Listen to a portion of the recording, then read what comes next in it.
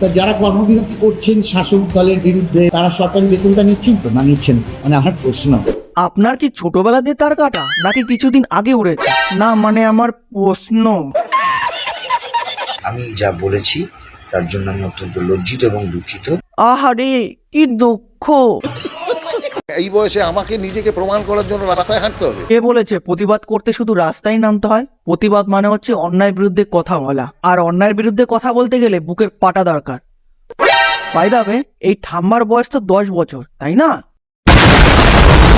বন্ধুগণ, I am coming. তো আজকে আমরা কথা বলতে চলেছি কিছু ফিউজরা আর তার কাটা মালগুলোকে নিয়ে।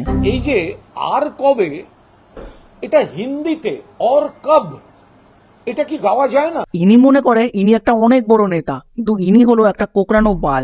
আর কোকড়ানো বাল কোথায় থাকে তোমরা একটু ভেবে নাও। বোনাস টোনাস যে হয় তো সরকারি, সেটা নেবেন তো না নেবেন না? আরে কাঞ্চন দাদু, তোমার ছোটবেলা একটু বেনন নিয়ে খাওয়া দরকার ছিল। কিছু না হোক মানসিক বিকাশটা তো ঘটতো। তোমার হয়তো জানা নেই, সরকার বা তোমার পার্টির কেউই পকেট থেকে মাইনা বা বোনাস দেয় না। এটা সাধারণ মানুষের ট্যাক্সের টাকা থেকে দেওয়া হয়। সঠিক বলেছেন। বলছি দাদা, চটি চাটা বন্ধ করো, নয়তো তোমায় কাঞ্চন ভাই না ডাকবে। তোমরা হয়তো সবাই জানো যে অরিজিৎ সিং আরজি করে প্রতিবাদে একটা গান লিখেছে। সেটা নিয়ে আমাদের কুণাল দা কিছু মন্তব্য করেছে। অরিজিৎ সিং অপূর্ব গায়ক, ছেলেটাও ভালো। 1 মিনিট, কুণাল ঘোষ অরিজিৎ সিং এর প্রশংসা কেন করছে? নেতারা তো তারই প্রশংসা করে যার এদের পা চাটে। এরপর আবার কে লাগালি রে ভাই?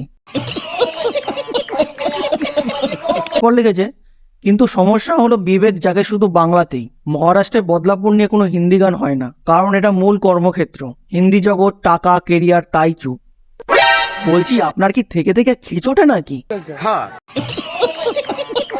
আচ্ছা, আপনাকে একটা ছোট্ট করে উদাহরণ দিই। ধরুন আপনি অঙ্কেতে 100তে 15 পেয়েছেন, সেই নিয়ে আপনার বাবা আপনাকে উদুম কেলান খেলাচ্ছে। তখন আপনি রেগে মেগে গিয়ে বললেন, পাশের বাড়ির বল্টুতে 100তে 10 পেয়েছে, সাহস থাকে তো ওকে গিয়ে কেলাও। সেই শুনে তো আপনার বাবা জুতো খুলে উদুম কেলান খেলাচ্ছে আর বলছে, আরে হারামজাদা, আমি আগে ঘর সামলাবো নাকি পর সামলাবো? আর এটাই আমাদের অরিজিৎ দা করেছে, আগে ঘর সামলেছে। কথা কি ক্লিয়ার না ভেজাল আছে? এবার কথা বলি ইনস্টাগ্রামে কিছু উদ্গান্ড ছাত্রীদের নিয়ে। দেখো ভাই, যেখানে সবাই রাস্তায় দাঁড়িয়ে প্রতিবাদ করছে আর এ সেখানে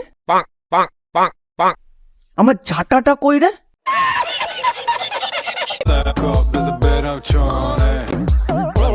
আরে পাপা কি পড়ি, আয়নার সামনে পদ্মা নাচিয়ে একটু রাস্তায় বেরিয়ে আন্দোলন তো করতে পারো, কিন্তু না, এদের কাছে আন্দোলনের থেকে ইম্পর্টেন্ট আয়নার সামনে গিয়ে পদ নাচানো। বলছি মামনি, ভগবান সবাইকে পদ দিয়েছে, সেটা একটু ঠিকঠাক কাজে লাগাও।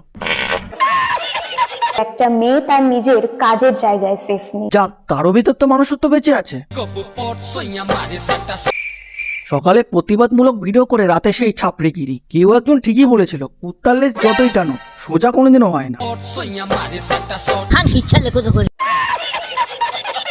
আমি যদি সাবান হতাম তাহলে সবার কোথায় কোথায় উঠতাম। কে কি করতো জানি না, সবার প্রথমে আমি হেগে পিছনটাই ধুতাম। যারা বলছো প্রতিবাদ করতে আমরাও চাই কিন্তু সময় পাচ্ছি না, তাদের জন্য এই ভিডিওটা। দেখো, কথায় আছে ইচ্ছা থাকলে উপায় হবে, আর মনে পাপ থাকলে অকালে যাবে। ঠিক বলেছো। অনেক বড় হও। বাবা বাবা বা, এটাই তো দিদিদের আসল কর্তব্য। যেই হাতে রাখি বেঁধেছো সেই হাতে আবার বিড়ি সিগারেট তুলে দিচ্ছ। ভেরি গুড দিদি, ভালোবাসা হোক বা বন্ধুত্ব, সিগারেট কিন্তু মানে একসাথেই ফুঁকবো। হ্যাঁ ফোকো, তোমার কাছে এটাই আশা করা যায়। শালা আদ্দাম দিয়ে একটা খাসি, কোথায় ভাইকে ভালো শিক্ষা দিবি তা না। দিদি, বন্ধু হোক বা ভাই বোন, বিয়ার কিন্তু ভাই একসাথেই হবে। দাদা বা ভাই, তোমাদেরকেও বললাম, কোনো মেয়েকে অসম্মান করার আগে একটাবার ভেবো, তোমাদের ঘরেও কিন্তু মা বোনেরা আছে। আরে নিজের ঘরের ভাইদের ভালো শিক্ষা দে, তারপর না অন্য কাউকে দিতে আসবি। নিজে হাগে মাঠে, আবার অন্যকে টয়লেট দান করছে। ফাক শালা। এখনো যারা ভাল্লোকের মতন শীত ঘুম দিচ্ছ, সময় আছে, প্রতিবাদ করো। একটা জিনিস ভেবে দেখেছো, গোটা দেশ যেখানে প্রতিবাদ করছে সেখানে এখনো কোনো বিচার হয়নি। সেখানে তুমি আমি তো অনেক সাধারণ মানুষ।